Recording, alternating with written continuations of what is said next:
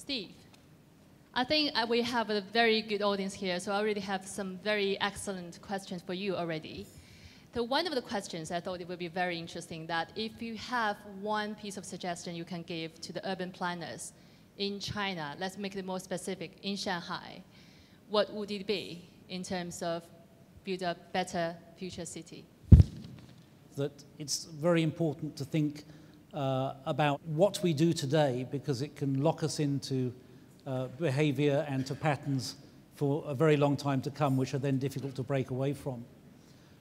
So I would, if I were to presume to give advice to people who know their business better than I do, it would be to seek to maximize the flexibility of the development of the city, so that it can adapt to changing social, economic, demographic, political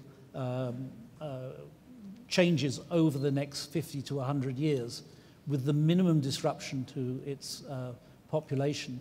And at the same time as doing that, retaining a clear sense of identity and sense of place and of belonging for the citizens who live there.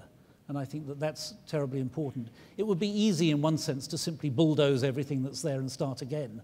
And indeed, in Britain, if your only concern was carbon dioxide emissions, that's what you'd do with most of our houses and most of our buildings. But of course, we're concerned about heritage, about identity, and a sense of belonging, which is also important.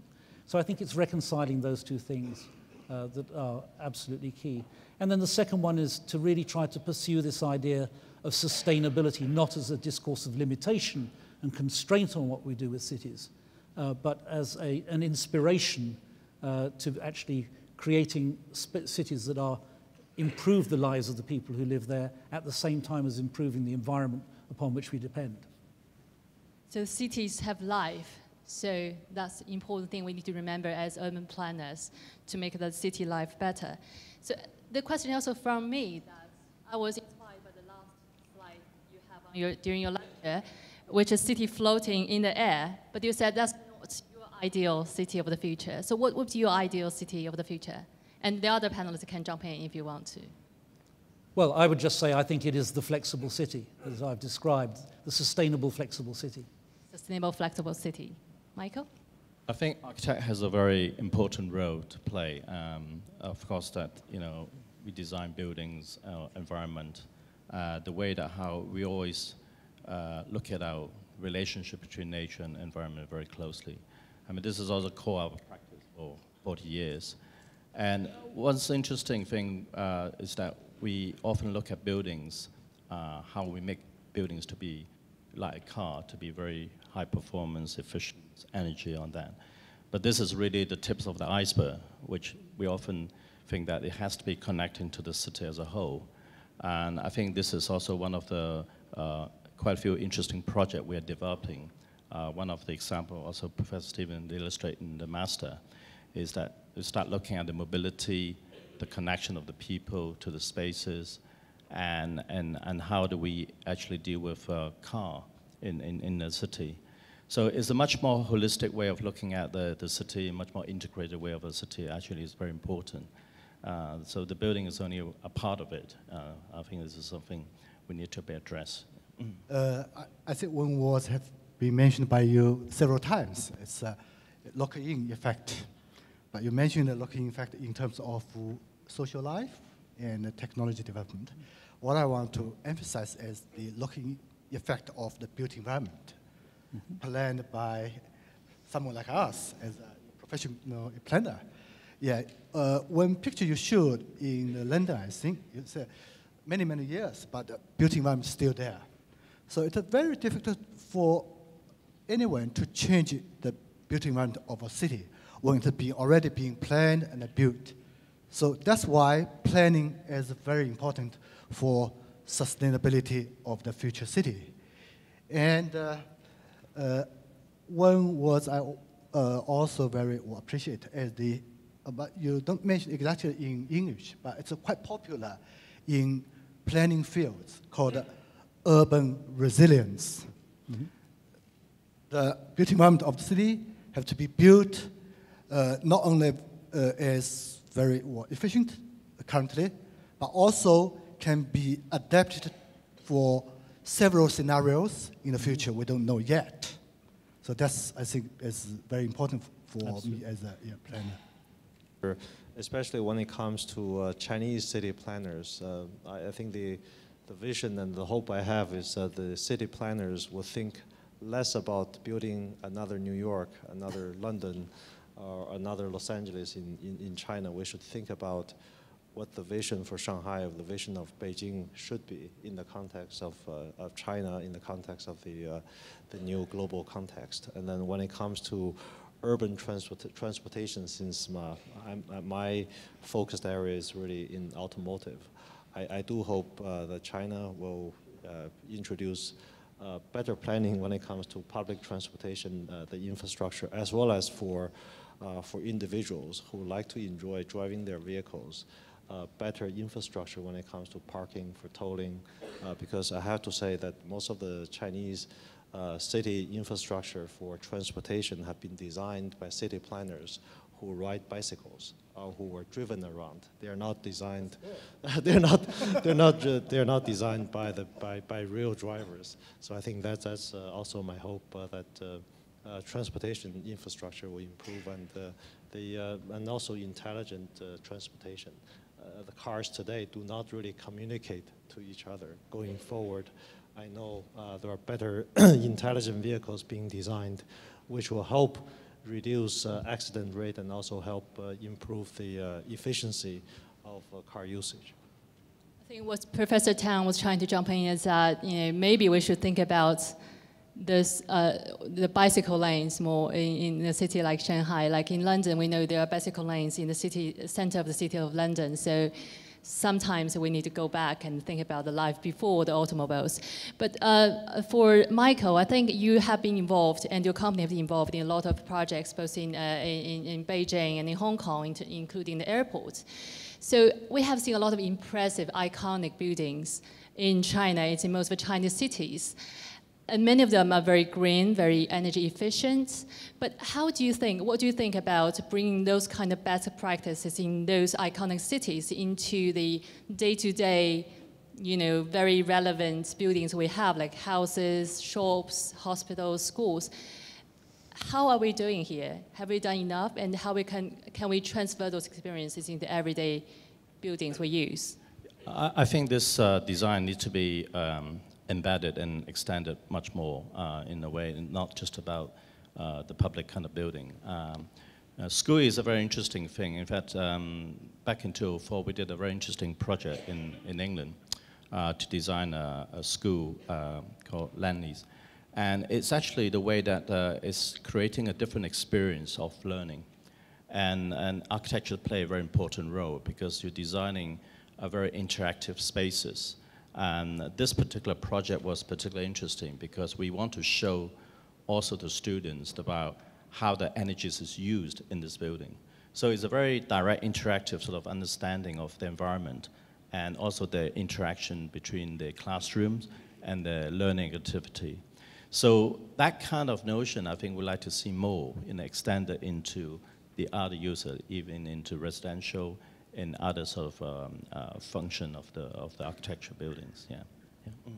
Right. Do you need to think ahead, like 50 years or even 100 years when you design architecture? I'm sure you are going to think about that when you're building an airport, architecture. But if it's just a school or just a shopping mall, would you have to think about 50 years or 100 years ahead of time? Well, I think there's always been very important that we look at the kind of the sense of place and the spaces is actually very important. And how do we bring the people in touch with the nature's environment? I mean, if you look at the airport design, we did the Hong Kong airport and also the Beijing, the capital airport. And there is this understanding of that you're creating this very complex building by using a very simple kind of device. How do you actually bring good natural light into a building? How do you actually make people to orientate yourself to go to the aircraft without being stressful? So this kind of very fundamental re-examinations of a very basic principle are very important. And they're not actually high technology in a sense. They are very often that it is actually very fundamental, the understanding of yourself with the nature inside building. Yeah, I think one suggestion I would make, if I might, is one of the things that has preserved the sense of place in many cities has been the repurposing of buildings that were built for very different purposes when they were originally constructed. And I think to the extent to which we can think now, anticipate not the particular purpose in the future, but to design buildings so that they are more easily repurposed is a way that we can start to build that flexibility into the infrastructure that we develop today. Flexibility also in the buildings and cities. Yes, I would say that resilience can also be applied to the building, not only the city. As we all know, the Tate Modern in London, it was originally as a pop plant, and now is a contemporary art museum. I saw your picture, the Nampo Bridge. There's a pop plant near Nampo Bridge. It is also now being renovated into a contemporary arts museum. Yes. So we talk about buildings, and I'd like to jump back to the topic we almost have a discussion or debate about whether we should use cars or bicycles in the city. So Michael, you have been working on, in industries related to automobiles. So in terms of the future, in Shanghai, Beijing, and many other cities in the world, we have the traffic congestions and we have traffic jams. So we have to go through that kind of thing every day on our way to work. So in terms of solutions, would you prefer or would you suggest we go for the cars instead in terms of we have smaller cars and better cars, greener cars, or we should go for infrastructure? So what would be your take? And would you agree with me, Professor Tang, that we should develop more bicycle lanes instead of just let people drive when they feel like driving?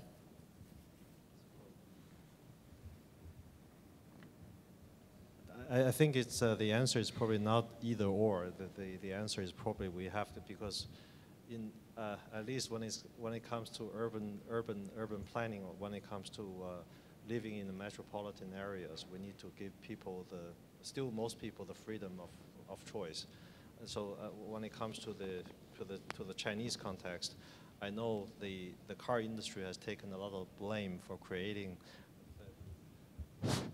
I know when it comes to the Chinese context, the car industry has taken a lot of blames for creating the smog, the pollution that people are experiencing every day. The reality is most of the pollution that we experience are industrial pollution. And then the number of vehicles is not really the cause of the pollution. I think we really have to look at because if you look at the vehicle density in Shanghai or Beijing, compare that to Hong Kong, Singapore, or even to London, to Tokyo, China is still at relatively low level of vehicle density. The challenge for China is really enforcement or introduction of better legislation when it comes to CO2 emission, when it comes to fuel consumption standard. At the moment, you go out to the street of Shanghai, beautiful city, but you have buses, trucks with black smoke coming out of the exhaust pipe. And these are things the city planners, the city government could do a lot better job than they have done to date. And then going forward, I think clearly new energy vehicle is a direction not only for China, but also for the rest of the world. I think China has expressed a desire to take a leadership position when it comes to the introduction, the encouragement of new energy vehicles. I think a lot has been said, but at the same time, if you look at the actual result, when it comes to, we have done the EV index by comparing the infrastructure availability, the number of vehicles, by looking at different cities. Actually, China is actually falling behind over the past 7 to 8 years, despite the billions of dollars invested in the EV industry, which says there is a lot that still needs to be done by better coordination between government and businesses, between businesses in the auto industry, between businesses in the utility industry, because today the car industry have a different perspective in what technology should be put in place compared to the utilities. And the government is also not taking a firm position until the government, the industries, the different industries get their acts together. I think China is still quite far away from taking a real global leadership position. Well put, because there's no either or choices. Like we don't have a silver bullet for all the questions and the challenges we're facing in terms of future cities. But given our time is really limited, so I'm going to take some questions from the audience sent to my iPad. Thank you to modern technology. And the one question, I think this question is probably Steve can help with that, said from Mr. or Ms. Anok Weir, and says, do you see an optimum balance of urbanization and rural living? A balance. I think it's a dynamic relationship. For example, in parts of Europe now, in Britain, there are actually movements from the city out to the country. But it's a very different relationship that people have being urbanites moving to the country than it was being a country person before urbanization.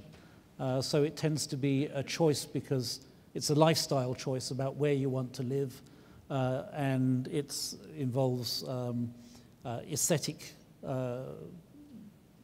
considerations. It's really it requires a certain level of affluence to be able to do that. So I think we will probably in the future see movement backwards and forwards as the urban and rural populations change because of technological change, of demographic change, and so on. Balance, no. I don't think there's ever there's never balance. There's always something dynamic, and it's probably expanding and contracting. It's constantly changing. Yeah. All right, and Professor Tang, would you want to jump in this, in terms of rural life and city life? Because I remember 2010 during the World Expo that our, better city, topic, better life. better city, better life. But in Chinese, it says 城市让生活更美好. If you translate, it will be city makes life better. So, how would you answer that question we just asked, Steve? Yeah, well, quite agree with Steve. Yeah, I think this is a dynamic process. It is difficult to say which one is better or not, rural life or urban life. This will depend on the lifestyle you choose. If you choose the rural lifestyle, you will think that's better because you have access to the nature. And if you choose urban life, you have more dynamic nightlife, museum or others. That is said by 100 years ago by Eminence Hohuan. It's a garden city. If you want to live in a garden or in the city, it's a different one. If you want to combine those ones, quite different, I think. Yeah. I think we all want to stay in a garden city. And I think it's also important to give people the choices between cities and the countryside. Also, the next question is a bit challenging. So Mr. James McDonald asked, is there a danger that too much attention or focus on future technologies will draw attention away from the applications of existing technologies, and that, if applied on a wide range of properties, could contribute significantly to the reduction of energy consumption? So I think this question probably is for you, Steve. Do you want to jump in? Well, obviously, I've been talking this evening about some technological ideas that are really imaginaries. They're not concrete technologies that are implementable at any point in the very immediate future. But I think it's important to have those imaginaries in order to set a direction of travel in which you want technology to move. And then, of course, that's why I ended talking about the transitional technology. And that's to say, okay, of the technologies that are available to us today as real technologies, which ones do we want to choose? Are we going to choose the ones that lock us in to our existing ways of doing things today, or are we going to choose those technologies available to us today which also give us a pathway out of our current lock-in to the way of doing things? And I think that's the trick. So I don't think it's not an either-or. I think it's important to have the long-term vision. And I think it's important for another reason, which is I grew up in the 1960s, 50s and 60s, and as a boy I had books which were very optimistic about the future. They showed cities under domes. They showed housewives cleaning their houses with a garden hose because everything would be washable. And there was excitement about the future. And somehow or other in the 1970s, that technological optimism, at least in most of the West, died. And people today tend to be suspicious of technology, technologically pessimistic. And I think, that's a huge problem because actually I can't think of a single major improvement in human welfare that has ever happened that doesn't have a significant technological element to it. If you're thinking about public extension of life, public health, it's sewers and clean water and vaccination, and so on. The very fact that we are a global gathering of people here is due to the fact that we have jet aircraft and we have electronic media. So I think it's also important to establish the idea of technological optimism and not to be so reticent to talk about progress, as I think has been the fashion for the past 30 years or so. I think this point is actually quite relevant when it comes to Chinese government policies on encouraging innovation, because China wants to leapfrog generations of technologies to be at the forefront of global technology. If I look at automotive, for example, Chinese government for the past 5 to 6 years have been encouraging new investment in electric vehicles, in fuel cell vehicles, while at the same time tolerating to some extent the Euro 2, Euro 3 generation diesel trucks and polluting buses still traveling in the city, not realizing there is still significant improvement in terms of fuel efficiency, in terms of emission standard among existing vehicle parks that could help encourage the livelihood of citizens living in the cities. The result of that policy is, if you look at 2012, 2013, actually China sold more Bentleys than electric vehicles. This is after billions of government spending in encouraging new vehicle development. Okay, so it's not that just we have done enough in terms of developing new technologies, it's that we have to do more to utilize the new technologies we are developing and we are searching for the answers. And talking about China, I think everybody has been this question has been haunting everybody's mind, that's the smog we have been seeing in many of the Chinese cities. So this question from Mr. Adam Jordan, saying, given the high levels of pollution in Shanghai, Beijing, and many other Chinese cities, is there immediate opportunity for innovators to help lower emissions and their impact? Any good examples for the China market you have seen? Very optimistic way to put the issue of pollution or smog here. So any panelists want to jump in this, giving business ideas, give business suggestion, and also give your suggestion in terms of tackling the smog or the air pollution problem here in China. That's a very important part of city life. That's a very important thing to keep us optimistic about the future. To be able to see the clear blue sky is very important. Yeah, I would say that in Chinese circumstances, I think this lecture is very important, but I would like to add one dimension. Your lecture has 3 key words: climate change, technology, and new urbanization, or more meaningfully, new paradigm of urbanization. But in Chinese circumstances, we must add one dimension called governance, because governance is very important. So although planning is important, but I think public policy is more important regarding future city in sustainability terms. So in China's language, I think government is very important, more important than technology for air quality or pollution control, whatever. So my view is that a good governance in China, I will conceptualize that in 3S, or 2S and 2E. One is Chinese government as a strong government, but we want Chinese government not only strong, but also smart, both smart and strong. And the policy target, not only 1E called effectiveness, but also efficiency. So that will be very important for whatever in urbanization in China, yeah, including air pollution. Yeah. Could we add a third E, which is ethics, which is, I think, to recognize the moral imperatives to improve the human condition and to govern in the public interest? Because Michael. I think come to the point that, this pollution problem is becoming quite critical. And I think for a lot of people who are coming to work in China, that you see this, incredible index, thing for the health and risk. I just want to add on further to discussion just now. So I think city is a very organic thing. It's very dynamic in a way. I think that it is continuous growing and things like that. And the way sustainability design in city is really have to recognize, apart from building new sort of satellite, but it's really how to regenerating what we have within the city.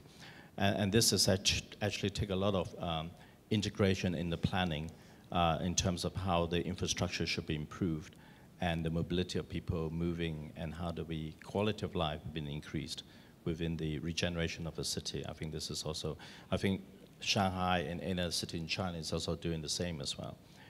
How do we regenerate the old neighborhoods, put into a better use. Yeah. And also to add on that, governments, policymakers, and also it's also a choice of everybody here among ourselves. So in terms of taking cars or public transportation, that's kind of whether, how many of us have been taking public transportation to the venue here tonight? 20%, 30%? So if that's a 100% of public transportation, I think we have better hope to see a blue sky in the future. So it's also everybody's choice, not just the government's responsibility. And I'm sure you will have a lot of pressing questions, interesting ones to ask our panelists tonight. You can, follow them, haunting them in the reception. But our panel discussion here have to finish by now. I'd like to invite our Vice Chancellor again to the stage to give a final closure remark for the event. Thank you. Thank you for the panelists. Thank you.